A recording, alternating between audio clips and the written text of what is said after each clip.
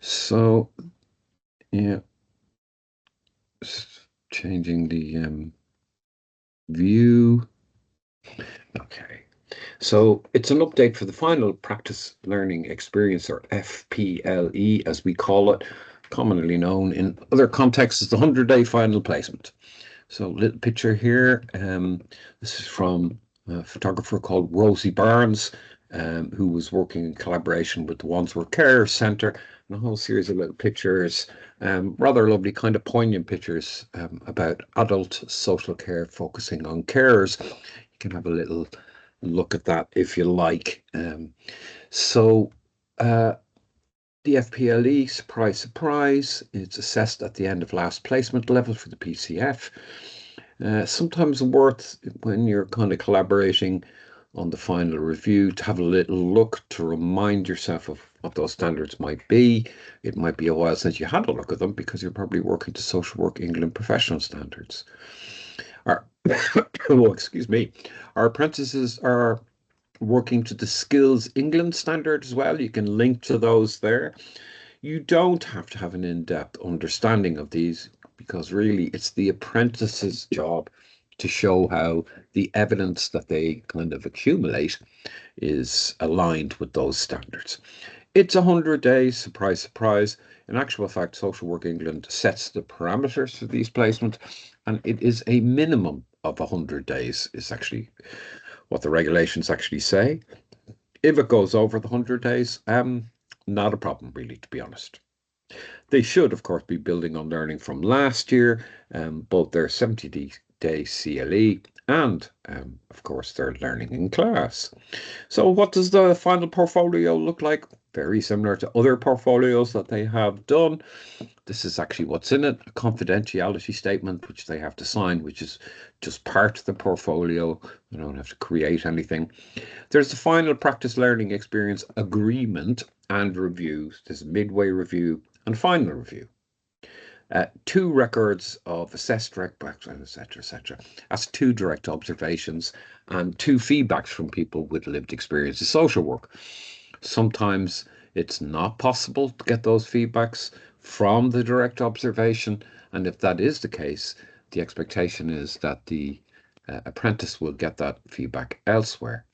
Usually, best practice tells us that getting that feedback indirectly through you as a mentor or an on-site supervisor is probably ethically better and practically better in that people might not always be entirely honest with apprentices in their feedback, even though, as far as I can see from my experience over the years, rarely a problem. But anyway, there should be two feedbacks from professionals. Again, there's a template for this. And having talked to a lot of the apprentices recently, this is usually not too much of a problem, but it's not from you if you're a mentor or on-site supervisor, or from the line manager, or from the SRA. So another professional, typically somebody in their same team, or another professional they've worked with in an interprofessional context. There is an attendance record, and mostly they're just keeping that ticking over through the year, and you are asked to sign that, and indeed a number of other documents. They have two critical analyses to do, mostly they have done these now, and they get feedback from mainly me, but sometimes also their SRA. They might on occasion want to talk to you about it, and almost certainly whatever they are talking about, they will have talked to you about it. So there's two basically. One really is a case example, usually with a significant degree of complexity that shows their learning um, in relation to their actual practice with human beings.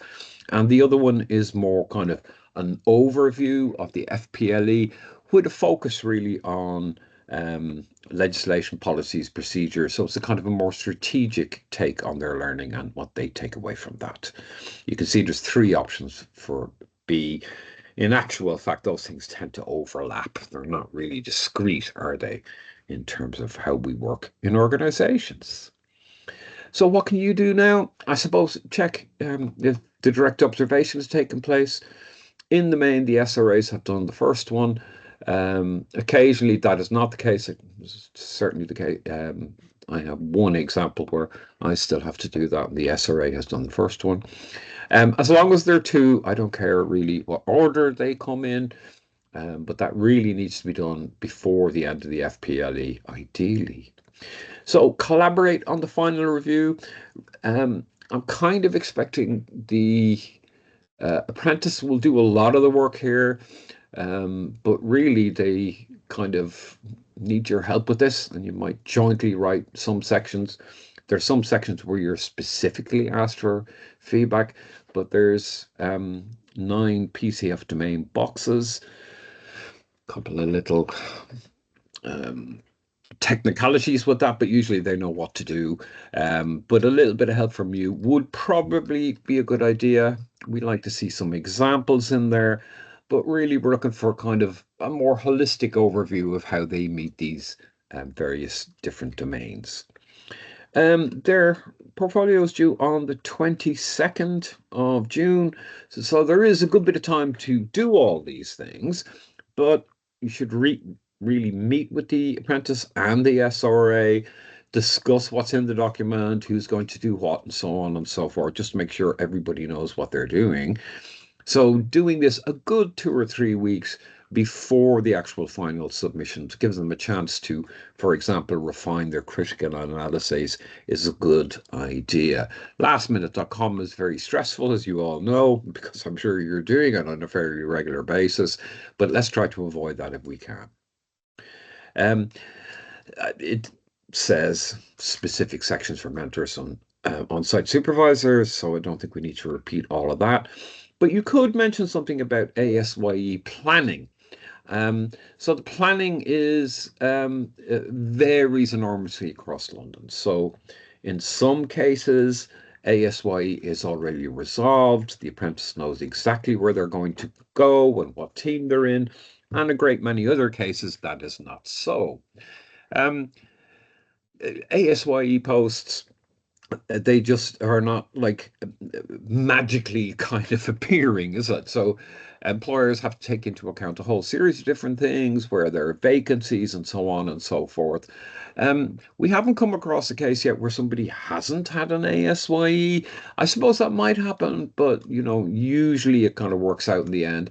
Might be a little bit of anxiety on the part of the apprentices about this, but you know, we ask them, put your hand up early and have a discussion with all concerned, including your learning and development lead, and make a little note in the action plan at the end of the FPLE about this.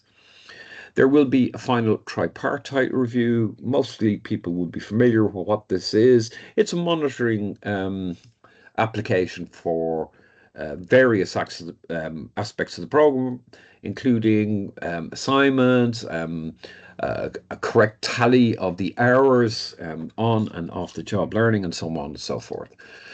The reviews, you do have to contribute to them, but usually the SRA will open that review, will kind of give you a link or tell you where to go to put in your contribution, which does not have to be extremely lengthy. The apprentice has a little bit more to do, and then you should meet, and usually people complete whatever's left over in the meeting online, because you can, essentially, really.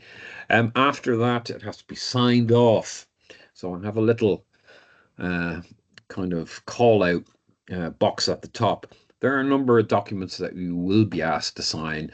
The sooner you do those things, the better. Sadly, or maybe not sadly, but realistically, unless apprentices have done everything that they need to do for both their academic assignments, including their portfolio, and for APTEM, they won't be allowed to qualify. So really, we aim for July to get all of these things done, because they have some submissions around then for other things. But really, see if you can do it in good time, guys. Again, avoid the lastminute.com. Of course, there is a responsibility for the apprentices to be doing their part too. The final teaching day is the 6th of August, even though there's a kind of a strange fiction, as it were, in the system where they are still officially students until about the first week in September. that period between the 6th of August and the date in September, first, second week of September, there are various bureaucratic behind the scenes things that need to be done.